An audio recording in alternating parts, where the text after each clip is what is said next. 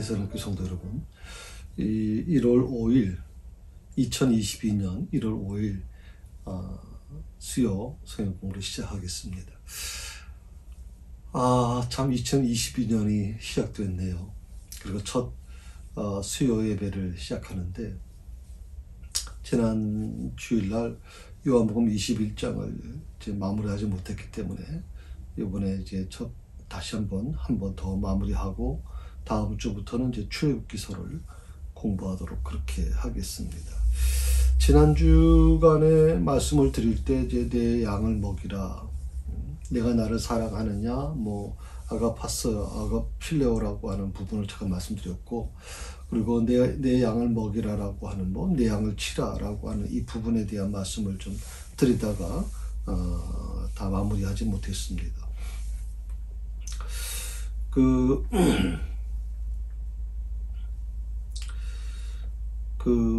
우리가 이 사랑에 대한 부분이죠. 내 양을 먹이라, 내 양을 치라, 내 양을 먹이라 라고 이제 주님께서 말씀해 주셨는데, 이 부분을 우리가 좀 어떻게 받아들일 것이냐라고 하는 겁니다.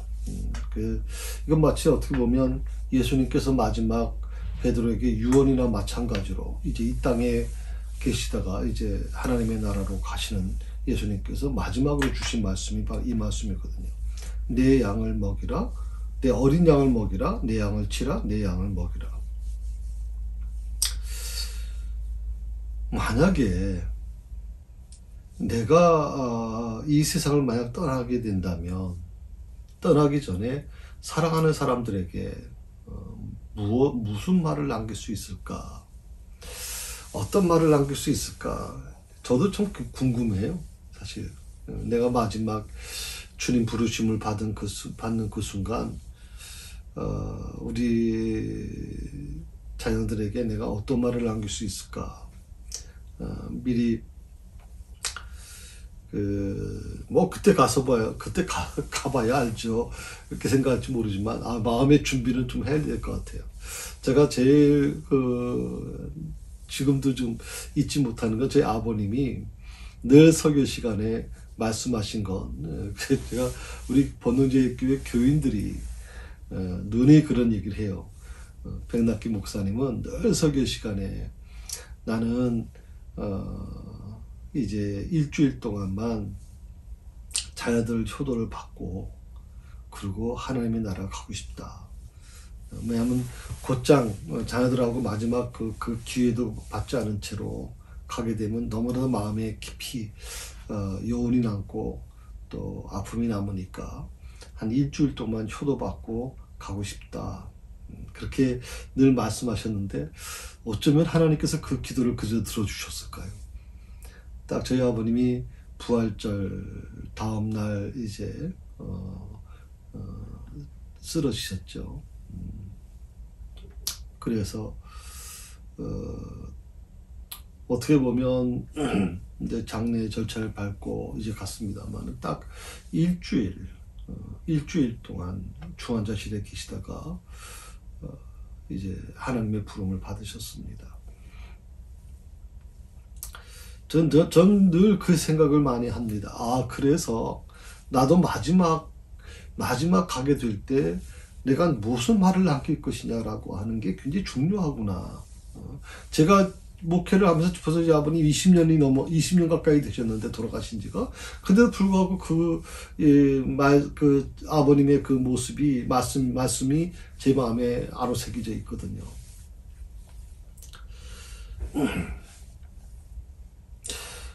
혹시 누구나 마찬가지일 겁니다. 마지막 남길 수 있는 말은요, 가장 소중하고 가장 절실한 당부가 될 것입니다.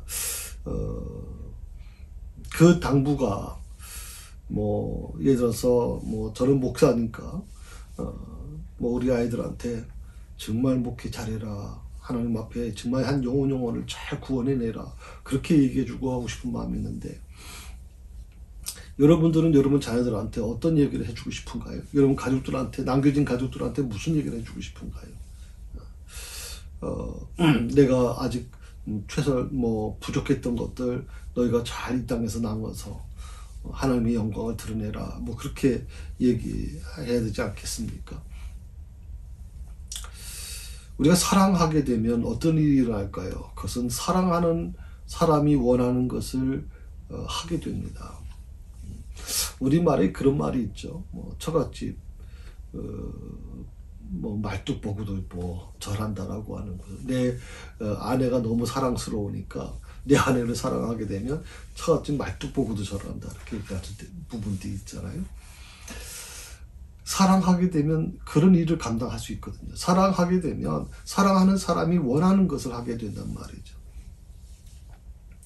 사랑해야 사랑하는 이가 원하는 것을 할 수가 있는 거예요. 그래서 예수님은 베드로에게 사랑하느냐를 그토록 확인하셨을 겁니다.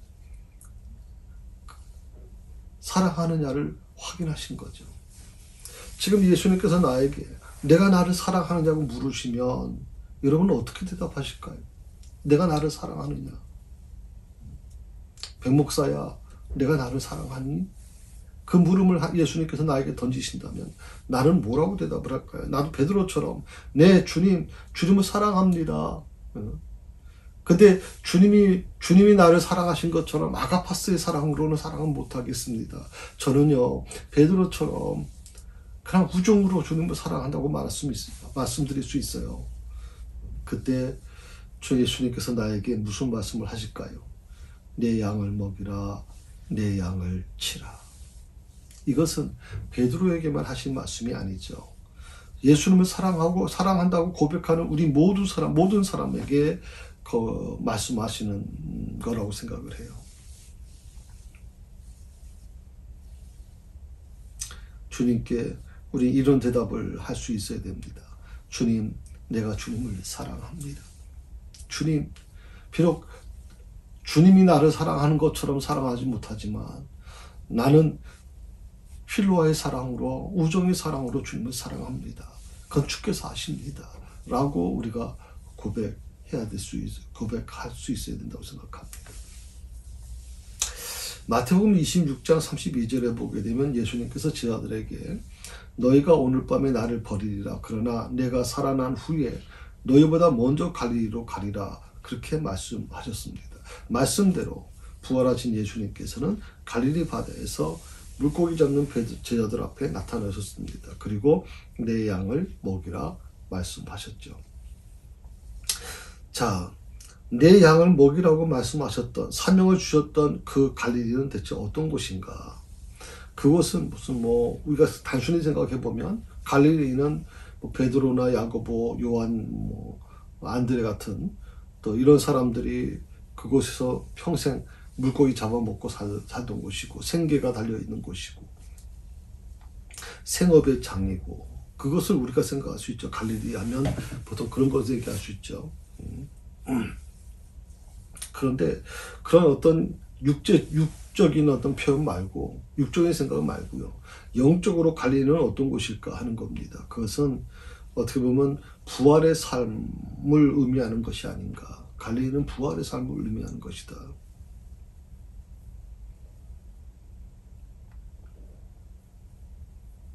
그래서 성경은 육신적인 눈으로 읽으면 안 된다는 거예요.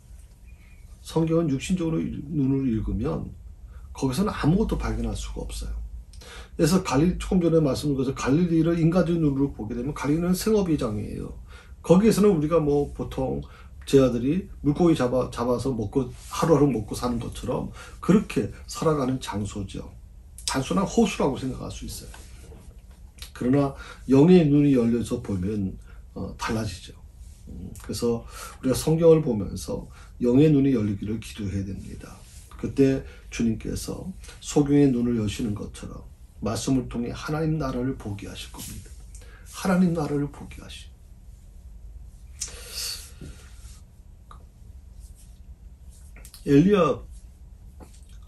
엘리사 선지자가 그렇게 얘기하셨습니다. 게하시한테 둘러싸이는 그런 하나님의 불말과 천사들이 곳곳에 하늘 전체를 다 둘러싸고 있었잖아요. 그게 보이지 않던 것이 엘리사 선지자가 기도하니까 보이더라 이 말이거든. 그래서 성경을 보면서 우리는 영의 눈이 열리기를 기도해야 돼요. 성경을 여러분 읽으시기 전에 하나님 이 말씀을 통해서 영의 눈이 열리게 해 주십시오. 육신의 눈으로 이 성경을 보지 않게 해 주십시오. 영의 눈으로 보게 해 주십시오라고 우리가 기도해야 돼요. 특히 새벽 기도 때마다 제가 이 시편의 말씀을 좀 여러분에게 나눠드리고 있는데, 시편에 있는 말씀 제가 만드는 거 아닙니까? 제가 이걸 만들어서 여러분에게 나눠드리는데도 불구하고 제가 새벽에 이 말씀을 가지고 묵상할 때 전 놀라운 걸 경험할 때가 있거든요. 이 말씀 속에서 시편에 그 수없이 많이 읽었던 시편 말씀이 갑자기 그 마음속에 감동이 주고, 그래서 그 말씀 속에서 지금 벌써 2편인가요? 2번의 그 설교를 거기서 지금 따와서 제가 설교를 하지 않았습니까? 예, 육신의 눈으로 보게 되면 단순히 그 말씀의 글자는 보일 수 있지만, 지식은 얻을 수 있지만, 성경을 영의 눈으로 보면 달라지는 겁니다. 거기서 하나님의 음성이 들려집니다. 거기서 이 시대에 내게 원하시는 하나님의 마음이 느껴지는 겁니다. 그리고 이 성경에 기록되어 있는 다윗의 그 절절한 심정이 느껴지는 거죠. 그때 말씀을 통해서 하나님은 나에게 하나님 나라를 보게 하실 거라는 거죠. 그리고 그 나라로 나를 인도해 가실 것이라는 거예요. 그러니까 갈릴리로 간다는 이 말씀의 뜻은 간단합니다. 단순히 지명을 뜻하는 것이 아니라 만약 지명이라고 하면요, 제 아들이 예수님이 십자가에 돌아가신 후에 먼저 갈릴리로 갔고 뒤에 예수님이 나타나시게 되죠. 그런데 예수님은 너희보다 먼저 갈릴리로 갈 것이요, 거기서 제 아들을 만날 것이라고 그렇게 말씀하셨거든요. 그래서 갈릴리는 단순히 지명을 의미하는 것이 아니라 갈릴리는 부활을 뜻하는 것이라는 것을 알 수가 있어요. 부활을 뜻하는 거다. 우리가 아는 것처럼 갈릴리 호수는요, 헬몬산에서 기원하는 생수가 요단강을 거쳐서 통해서 모인 바다죠. 바다라고 얘기하지만 호수죠. 호수인데 얼마나 큰지 마치 바다와 같다 이렇게 얘기하죠. 약 길이가 20km 정도 된다고 그래요. 20km면 굉장하죠. 20km면 굉장히 먼 거리입니다. 그래서 얼마나 이 관리가 잘 됐는지 거기에는 이제 물이 맑고 각종 물고기가 풍성하다고 그래요. 그리고 주변에는 온갖 가시나무가 실과를 맺는 풍요가 흘러넘치는 곳이다. 제가 이 말을 길게 하는 이유가 있어요. 그 이유가 뭐냐면, 이제 우리도 좀 갈릴리처럼 부활의 생동감을 좀 넘치게 하자. 새사랑교회가 좀 이 갈릴리가 되게 하자. 제가 늘 여러분에게 말씀드린 새사랑교회는 갈릴리다. 이 청학리는 갈릴리다. 어떻게 보면 세상의 육신의 눈으로 바라보게 되면 이 청학리 갈릴리잖아요, 여러분. 어떻게 보면 가난하고 힘든 사람들, 다 실패한 사람들, 서울에서 실패한 사람들이 모여든 것이 이 갈릴리잖아요.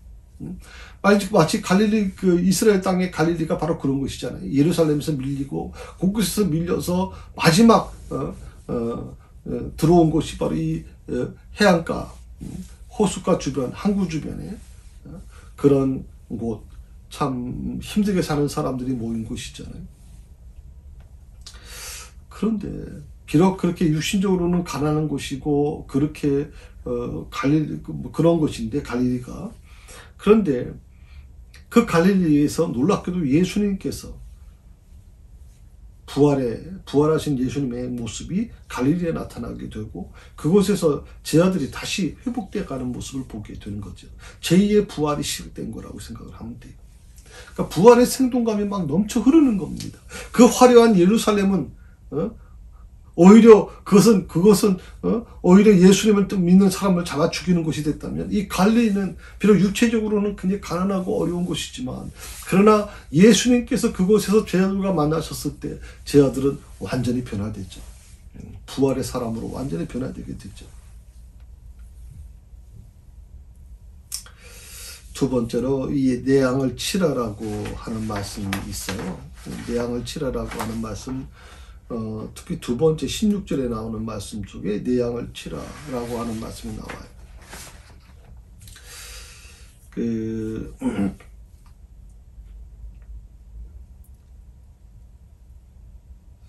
어떻게 보면 예수 믿지 않는 사람들도요, 보통 우리 세상 사람들이라고 그렇게 표현하는데, 성경에 있는 말을 아주 그럴듯하게 사용하는 것을 보게 돼요. 예컨대 이렇게 표현할 수 있어요. 사람이 마음을 고쳐 먹을 때 새 술은 새 부대에 담는다. 우리 그 사람들이 믿는 사람이 아닌데도 불구하고 새 술은 새 부대에 담는다라고 하는 말을 많이 씁니다. 또 거듭났다라고 하는 말을 쓰기도 하죠. 그런데 이 성경의 말씀을 세상 말로 함부로 쓰는 것은 굉장히 위험한 거라고 저는 생각하거든요. 오히려 성령을 해방하는 것이기 때문에 주의해야 되는 것이죠. 우리 믿는 사람들도요, 믿음을 갖고 있는 사람들도 성경 말씀을 인용을 해서 자기 식대로 자기가 하고 싶은 것을 성경의 말씀으로 인용을 해서 하는 경우가 많이 있는데, 그거 여러분 조심하셔야 돼요. 특별히 목회자들, 저도 목사입니다만은 목회자들이나 또 교회 사역자들이 더더욱 주의해야 될 부분이 바로 그 부분입니다. 그 이유가 뭐냐면 하나님이 곧 말씀이기 때문에. 하나님이 곧 말씀이거든. 이 말씀은요, 그냥 사람에 의해서 만들어진 그런 글이 아니라 이 말씀은 하나님이신 말씀이 곧 육신이 되었다라고 얘기하잖아요. 말씀이 곧 하나님께서 말씀하신 것이기 때문에 그래요. 말씀을 통해서 우리가 하나님을 만나야 돼요. 그러니까 말씀 없이는 하나님을 만날 수가 없어요, 여러분. 만약 여러분이 말씀의 기초가 없이 무조건 기도만 열심히 했더니 그런 은사를 경험하고 초자연적인 어떤 것을 경험했다, 여러분 굉장히 위험한 일이에요, 그거죠. 한번 보실까요? 우리 지금은 그 전도관이라는 이름을 쓰지는 않는 것 같아요. 전도관이라는 이름을 쓰지는 않고 무슨 비둘기 같은 거, 그걸 이제 십자가 대신 비둘기 같은 거 걸어놓는 그 부분이 있어요. 근데 그것을 창시했던 사람이 바로 박대선 장로라는 사람이 있잖아요. 근데 이 사람이 얼마나 이 능력이 많았는지, 정말 그분이 집회를 장로님인데도 불구하고, 목사님이 아니라 장로님인데도 불구하고 집회를 인도하면 정말 그 해안가에 사람들이 막 모여들고요, 막 기적이 일어나는 겁니다. 막 안진배가 일어나고, 불치병에 걸린 사람들이 막 치유되는 역사가 막 일어나고, 사탄이 막 귀신이 쫓겨나가는 역사가 일어납니다. 그래서 사람들은요, 거기 열광을 했어요. 거긴 장로님인데도 불구하고 목사님들조차도 막 거기에 막 열광을 해가지고 쫓아왔거든요. 그런데 말씀을 잘못 해석하고 말씀을 잘못 이해하니까 어떻게 됐습니까? 교회는 이단으로 교회는 빠지게 됐고, 교회는 전도관이라는 것을 만들어서 지금은 또 다 퇴색됐지만, 지금도 전도관에서 만드는 그 제품들이 있습니다. 이유식 무슨 요구르트 같은 거, 아주 거기서 나오는 것이 굉장히 몸에 좋다 이렇게 얘기하는 분들이 있어요. 또 신발도, 기능성 신발도 만들기도 하고 그래요. 그래도 많이 지금은 이제 전도관의 역할은 이제 줄어들었죠.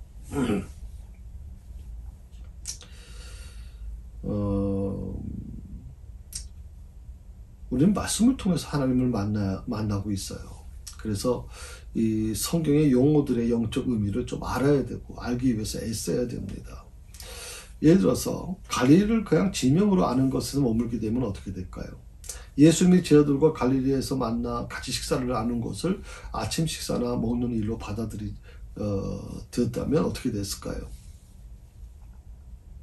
근데 만약에 이것을 단순히 아침 식사하는 것이 개념이 아닌 이것을 영의 말씀으로 알게 되면 어떻게 달라집니까? 하나님의 성령의 능력으로 부활의 몸을 입은 하나님의 천사들이 함께하는 것, 그리고 영광의 나라를 이루는 것을 예수님은 갈릴리에서 너희가 나를 보리라고 말씀하셨죠. 부활하신 예수님을 갈릴리에서 너희가 나를 보리라. 갈릴리는 그래서 어떻게 보면 부활의 몸이 되었을 때, 우리가 부활의 몸이 되었을 때 해야 될 일이 뭐냐?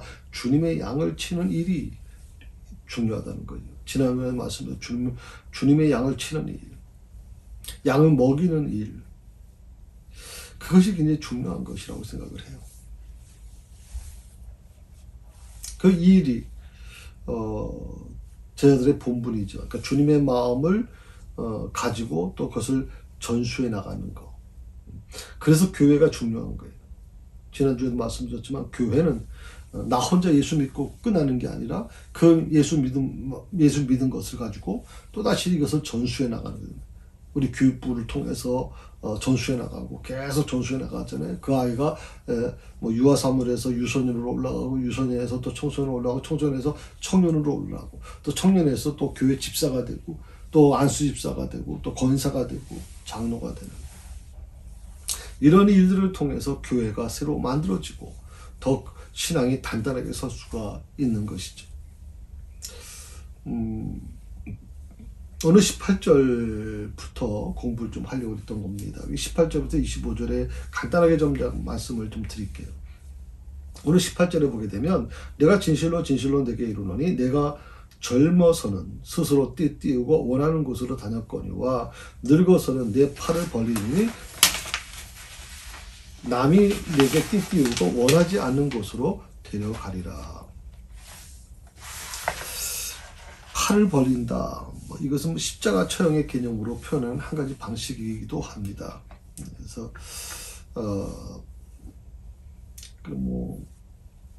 베드로가 그런 전설이 내려오죠. 십자가 이제 죽기를 거부하고 예수님께서 십자가에 똑바로 돌아가셨는데 내가 어떻게 그렇게 하겠느냐. 그래서 십자가에 거꾸로 못 박혔다라고 하는 후대 몇몇 기록들이 있습니다. 그런데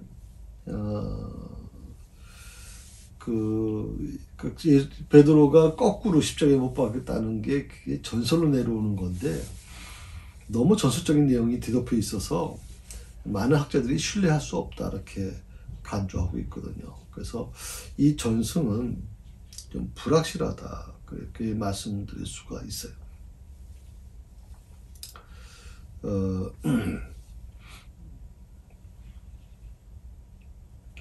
이 24절에 보게 되면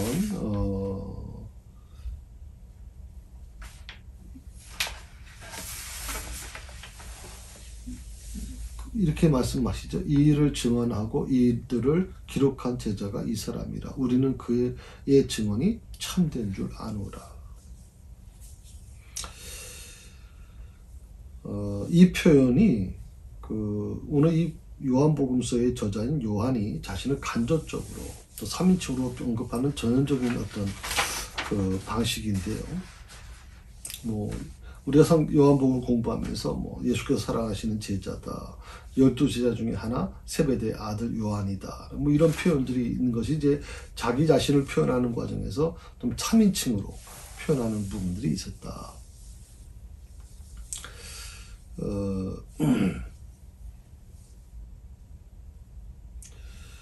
조금 더 좀 보충해서 말씀을 드리면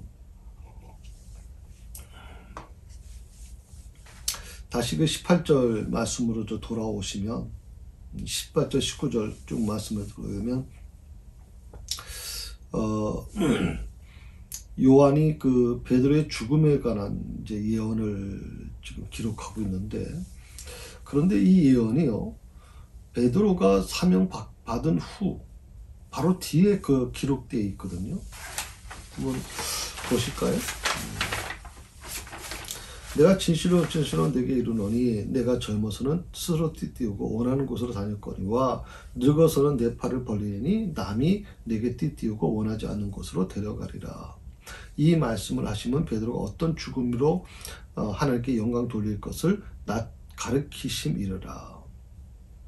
이 말씀을 하시고 베드로에게 이르시되 나를 따르라 하시니, 요한은 바로 이 15절에서 17절에 있는 말씀, 내 양을 먹이라, 내 양을 치라, 내 양을 먹이라라고 하는 바로 이 사명을 받고 나서 18절에서 이제 베드로의 죽음에 대한 부분을 얘기합니다.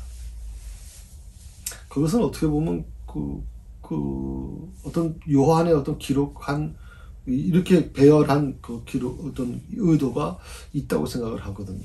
특히 젊어서는 여기 18절에 내가 젊어서는 스스로 띠띠우고 원하는 곳으로 다녔거니와, 다녔거니와라고 하는 건 과거형이거든요. 원하는 곳으로 다녔다라고 하는 것은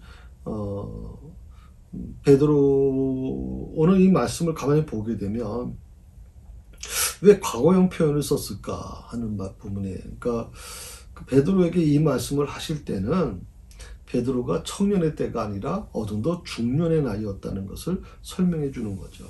베드로가 젊었을 때는 내가 원하는 것들, 그러니까 젊었을 때의 얘기를, 과거를 예수님께서 말씀하고 계시죠.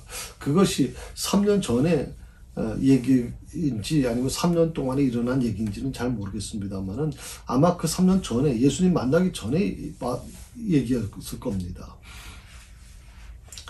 근데 지금은 이제 베드로가 중년의 나이가 되었거든요. 그러니까 스스로 띠띠우고 원하는 곳으로 다녔다는 말은 뭐 문자적으로 이렇게 뭐 그대로 뭐 띠띠우기를 잘했다라고 하는 뜻도 있지만 여기서는 마음껏 활동했다. 너 하고 싶은 대로 다 했잖아. 너 하고 싶은 대로 다 했어. 그런데 오늘 말씀에서 늙었다라고 하는 거는 이제 베드로가 중년이 됐다라고 하는 거예요. 내 팔을 벌리니 남이 내게 띠띠우고 원하지 않는 곳으로 데려가리라 하는 말씀을 주십니다. 베드로가 그 20절 21절에 보게 되면 이렇게 질문하거든요. 예수께서 사랑하시는 그 제자가 따라오는 것을 보고 그는 만찬석에서 예수의 품에 의지하여 주님을 파는 자가 누구니까 묻던 자더라. 이에 베드로가 그를 보고 예수께 여짜오되 주님, 이 사람은 어떻게 되겠사옵나이까? 이 사람은 어떻게 되겠습니까?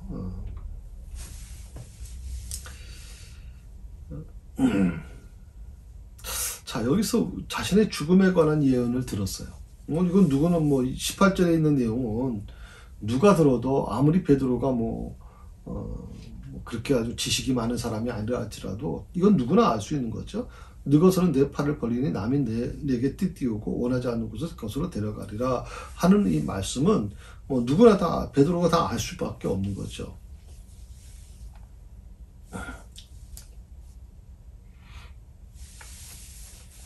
그런데 자신의 죽음에 관한 예언을 듣고 있던 이 베드로가 갑자기 요한의 장래에 대해서 질문합니다. 그 이유가 뭘까요?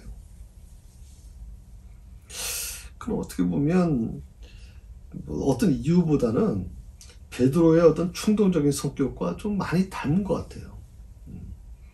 갑자기 요한의 얘기는 갑자기 왜 꺼낼까요? 지금 예수님이 지금 자신과 얘기하고 있는 건데 갑자기 자신은 어차피 죽을 거라는 걸 알고 있는데 갑자기 그 옆에 요한에 대해서 묻는 이유가 뭘까요? 그만큼 베드로가 아직도 충동적인 성격을 갖고 있다, 그렇게 얘기할 수 있어요. 근데 요한이 자신의 운명에 관한 이 베드로의 질문에 대해서 기록한 이유가 있지 않는가. 베드로가 갑자기 20절, 21절에서 갑자기 이렇게 엉뚱한 얘기를 하는 것을 갑자기 요한이 왜 그걸 말씀에 기록했을까 하는 겁니다. 그것은 요한의 죽음에 대한 그 베드로의 질문에 대한 이 부분이 초대교회 당시에 그 다른 제자들은 전부 다 순교를 거의 했죠. 근데 요한만 지금 순교를 당하지 않은 거예요. 자신의 장수에 관한 어떤 소문의 출처를 밝히려는 목적이 있었지 않느냐. 그래서 베드로의 입을 통해서 오늘 이 질문을 하게 함으로써 그 요한은 자기가 지금 그 자신의 입장을, 자기가 장수하는 입장을 설명하려고 하는 것이 아니냐. 이 말씀을 기록할 당시의 나이가 그 요한이 죽음을 맞이한 나이가 거의 100세가 넘었다 그러거든요. 그 당시에 생각을 해보면 굉장히 장수한 것이죠. 그렇기 때문에 초대교회 내에서 그 부분에 대해 다른 제자들은 다 순교당했는데 왜 당신만 이렇게 죽지 않고 장수하느냐라고 하는 그 부분에 대해서 어떤 이유를 설명해 주려고 하는 것이라고 생각할 수 있습니다. 자, 22절, 23절에 보게 되면 예수님은 베드로를 어떻게 가르치셨습니까? 질문에 대해서 22절에 보게 되면 예수께서 이르시되 내가 올 때까지 그를 머물게 하고자 할지라도 내게 무슨 상관이냐? 너는 나를 따르라 하시더라. 이 말씀이 형제들에게 나가서 그 제자는 죽지 아니하겠다 했으나 예수님의 말씀은 그가 죽지 않겠다 하신 것이 아니라 내가 올 때까지 그를 머물게 하고자 할지라도 내게 무슨 상관이냐 하신 것이라라. 그러니까 베드로는 자신이 순교를 당하는 것처럼 요한도 순교를 같은 최후를 맞을 것이라고 그렇게 아마 생각했던 것 같아요. 그런데 주님은 이 베드로의 질문에 대해서 이 사람은 어떻게 됩니까? 당신이 사랑하는 이 요한은 어떻게 되는 겁니까? 라고 물었을 때 그 베드로의 궁금증을 풀어주는 대신에 또 뭐라고 말씀하시냐면 그 같은 호기심을 버리라고 하는 거예요. 그리고 오직 너에게 부여된 사명만을 충실히 이행해라. 그리고 자신을 따를 것을 요구하는 거예요. 중요한 부분이 여기 나와요. 베드로의 궁금증을 풀어주는 대신에 라고 하는 거예요. 우리 교회에서 일어나는 일도 마찬가지입니다. 궁금증이라는 게 참 중요하죠. 궁금증, 소문에 대한 거. 왜 그랬을까? 의문들. 그것을 풀어주는 대신에 뭐가 있어요? 그 같은 호기심을 버리라고 주님 말씀하죠. 베드로에게. 그 호기심을 버리라. 호기심이라고 하는 게 때로는 그 소문을 만들어내고 자꾸만 문제를 제기하는 때가 많아요. 그래서 여러분 신앙생활 할 때 가장 우리가 조심해야 될 게 뭐냐면 호기심을 자꾸만 뭐라고 표현하면 좋을까요? 다른 사람들한테 그 호기심을 알려고 자꾸만 사람들한테 자꾸만 문제 찾아가서 만나서 물어보고 또 뭐 호기심을 충족하기 위해서 여러 가지 일을 행하는 모든 것들을 좀 버리라고 하는 거거든요. 그리고 뭐라 그랬어요? 오직 내게 부여된 사명. 내가 지금 십자가를 지고 죽을 수밖에 없다. 내가 죽음의 길로 갈 것이다. 순교당할 것이다. 라면 그 순교당하는 일로 너만 그것을 향해서 가면 되지. 다른 사람이 어떻게 하는 거 그게 무슨 상관이 있느냐고 주님 말씀하시는 거예요. 우리가 교회 생활을 하는데 신앙생활을 하는데 가장 중요한 게 바로 이 부분이에요. 남이 어떻게 하는 게 뭐가 그렇게 중요해요. 그런데 여러분 신앙생활 하시는 분들 중에 또 교회 중직자들 중에서도 남이 어떻게 하는 거에 관심이 많은 사람들이 많아요. 자기 자신이 하나님 앞에 온전히 서야 되는데 내게 맡겨진 부여된 사명을 충실히 감당해야 되는데 그것보다 호기심이 많아가지고 자꾸만 들춰내는 거예요.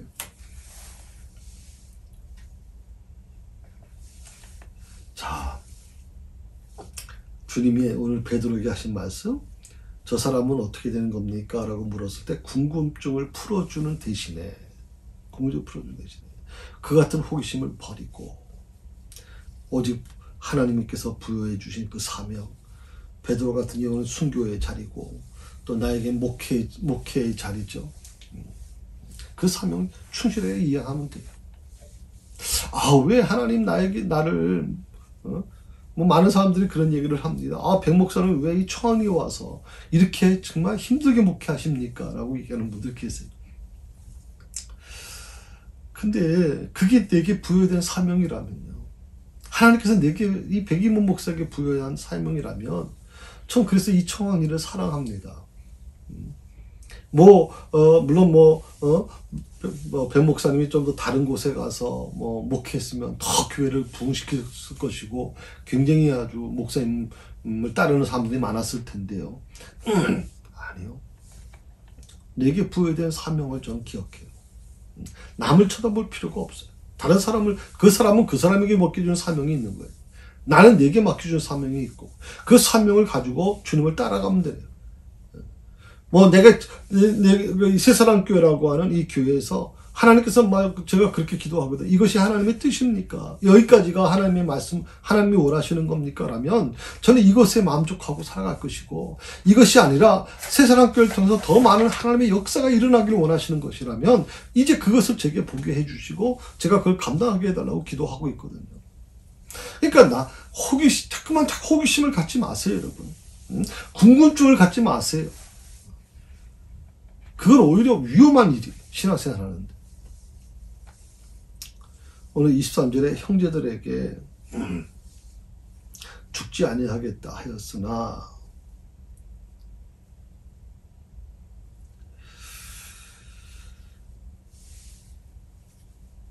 이 베드로의 그 질문인데, 이 베드로의 질문이 좀 적절치 않은 질문이라고 생각을 하는 거죠. 나는 순교를 당할 건데 저 사람은 어떻게 됩니까? 라고 하는 이 질문이 초대교회 안에서 오해를 만들어냈어요. 궁금증, 호기심. 이것이 어느 정도까지 문제를 일으켰냐면 초대교회 안에 오해를 생겼어요. 급속도로 소문이 퍼져나갔어요. 더구나 요한이 에베소에서 100세 가까이 장수하고 있었기 때문에 초대교회 당시에 이런 와전된 소문이 더욱 널리 퍼져나갈 수밖에 없었어요. 분명 사실은 아닌데 이런 오해된 소문들이 300년이 지난 후에 어거스티 시대에도 똑같이 나타난 거예요. 요한이 에베소에 있는 무덤 속에 잠들어 있었거든요. 100세가 넘어서 이제 육체적으로 이제 죽게 됐고, 그리고 그의 무덤이 그 에베소에 있었는데, 거기서 무슨 이제 소문이 돌았냐면 요한의 가슴 위에 뿌려진 흙이 가볍게 움직이고 있다. 그게 이런 전설이 그러니까 다시 말하면 이제 살아있다는 거죠. 요한이 살아있다. 죽은 요한이 죽은 지 300년이 지났지만 그럼에도 불구하고 요한은 살아있다. 가슴 위에 뿌려진 흙이 움직이고 있다라고 얘기할 정도니까.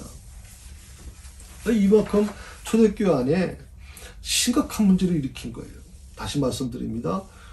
궁금증, 베드로의 그 질문, 저 사람은 어떻게 되는 겁니까? 라고 하는 궁금증, 호기심. 이것이 요한이 마지막 사역하는 과정에서 굉장히 문제를 일으킨단 말이에요. 소문에 소문을 꼬리를 물고 계속 나타나게 되는 거거든요. 자, 그런 것들이 300년이 지난 상황에서도 그 소문이 끊어지지 않더라. 요한을 어떻게 봅니까? 요한에 대한 어떤 신비적인 거, 요한의 어떤 신비적인 사상이 돌기 시작하는 거예요. 아, 요한은 죽지 않았다. 그런 전설이 만들어질 만큼 심각한 문제를 일으키고 초대교회에서 굉장히 이 문제가 심각한 문제가 됐다 말씀을 드릴 수 있어요.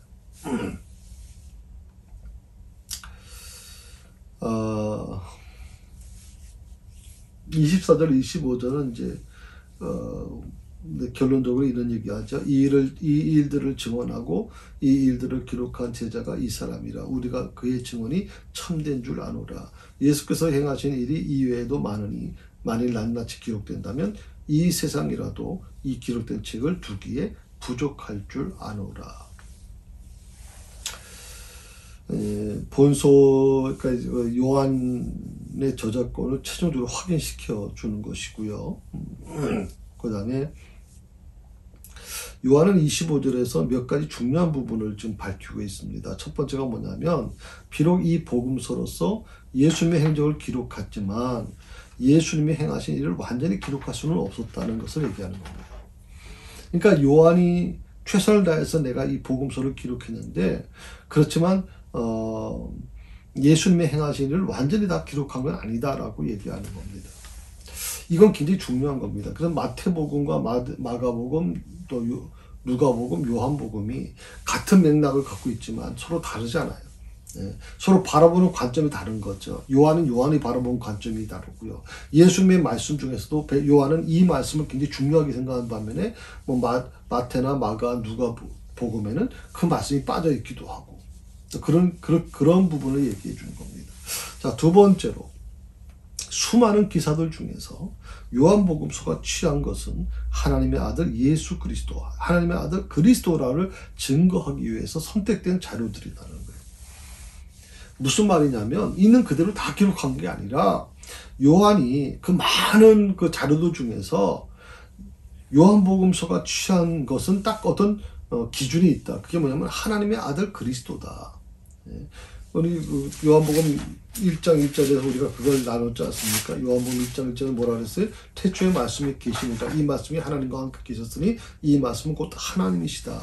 하나님의 아들 그리스도, 이것을 증거하기 위해서 선택된 자료를 사용했다라고 하는 것을 밝히고 있습니다. 세 번째로, 주님의 삶과 죽음, 부활에 관한 진리를 다 기록할 수 없었으나 기록되어 있는 말씀에 만족하고 감사해야 한다는 것이죠. 자, 예수께서 행하신 일 이외에도 많으니 만일 낱낱이 기록된다면 이 세상이라도 그 기록된 책을 두기에 부족할 줄 아노라. 지금 기록된 것이 완전할 수는 없죠. 요한은 그걸 얘기해 준 겁니다. 완전할 수는 없다. 내가 이 말씀을 기록했지만 이 기록된 말씀이 다 기록할 수는 없었다. 그러나 이 기록되어 있는 말씀에 만족하고 감사한다 하는 것이 요한의 마지막 결론입니다. 여기까지 좀 하겠습니다. 그래서 요한복음을 이제 오늘 정리하고요.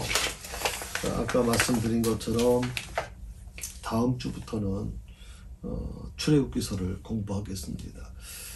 출애굽기서를 통해서 이 고난의 시간, 이 코로나 팬데믹 과정에서 정말 앞이 보이지 않는 이 절박함 속에서 이스라엘 백성들이 어떻게 40년 동안 그 과정에서 그걸 이겨낼 수 있었는지, 실패와 성공의 모습을 바라보면서 오늘 우리에게도 하나님의 메시지가 출애굽기서를 통해서 주실 거라고 저는 그렇게 믿습니다.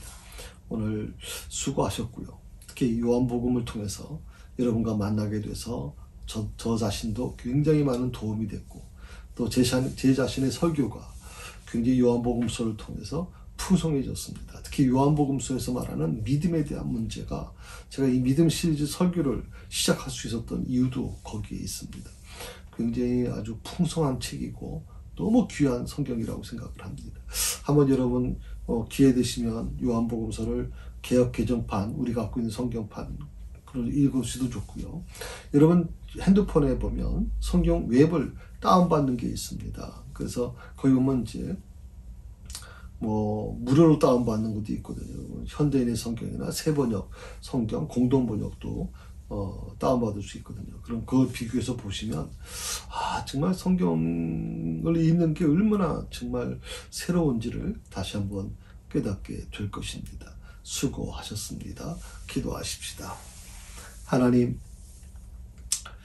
지난 2년간 요한복음서를 이 종의 입을 통해서 전하게 해주셔서 감사합니다. 우리 성도들에게 가르친 것도 있지만 우선 저 자신이 굉장히 은혜를 받았습니다. 요한복음서를 통해서 하나님의 마음이 어떤 것인지, 그리고 하나님께서 원하시는 게 무엇인지 그것을 종에게 알려주시고 그것을 우리 성도들과 같이 나누게 해주셔서 감사합니다. 하나님, 이제 내년부터는 올해부터는 이제 출애굽기서를 이제 공부해 나가려고 하는데, 그 과정에도 우리 하나님이 함께 주셔서 출애굽기서를 통해서 주시는 하나님의 메시지를 우리가 듣게 하시고 그 속에 담겨져 있는 주님의 마음, 주님의 뜻이 뭔지를 분별해서 이 코로나 팬데믹 상황 속에서 더욱더 주님을 사랑하며 주님을 의지하고 나아갈 수 있는 저희들이 될 수 있도록 하나님 도와주옵소서. 감사하옵고 예수님의 이름으로 기도드립니다.